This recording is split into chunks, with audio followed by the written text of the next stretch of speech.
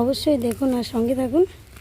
আর যারা বেগুন গাছ লাগিয়েছেন তারাও এইভাবে যত্ন করবেন। যদি বাড়িতে যারা 2-1টা গাছ লাগান তাহলে কিন্তু এইভাবে যত্ন করলে খুব তাড়াতাড়ি বেগুনও দেবে আর দেখতেও ভালো লাগবে, তুলতেও ভালো লাগবে। আর ঘরের বেগুন মানে গাছে নিজের গাছ লাগিয়ে তোলা বেগুনের স্বাদই একদম আলাদা।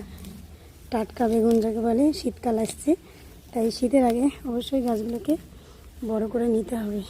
তো আমি এই যে গোড়াটাকে পরিষ্কার করে নিলাম, নেওয়ার পরে এটাকে খুঁড়ে চারিদিকে খুঁড়ে দিতে হবে। দেওয়ার পরে এই মাটিগুলো গোড়াতে দিয়ে দিতে হবে।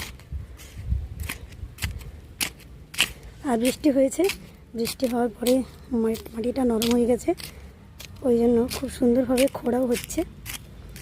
তা নাহলে আবার এগুলোতে প্রচুর পাথর আছে।